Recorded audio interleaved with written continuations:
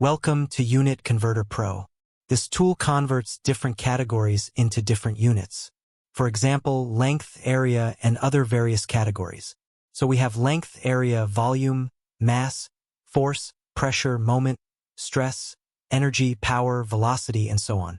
We can take the most important example and the one that engineers use the most, which is the stress converter. In the stress converter, it shows the SI base unit, which is Pascal PA. It also shows the comparison between Pa and MPa, for example megapascal, KSI, and other units. Then there is a small calculator. So for example, if we want to see how much 20 pascals is, we get the result here. So 20 pascals is 0.02 kilonewtons per meter squared.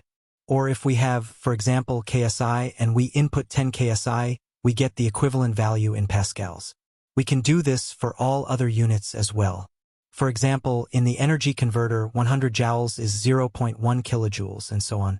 So this is a unit converter. I hope you enjoy it.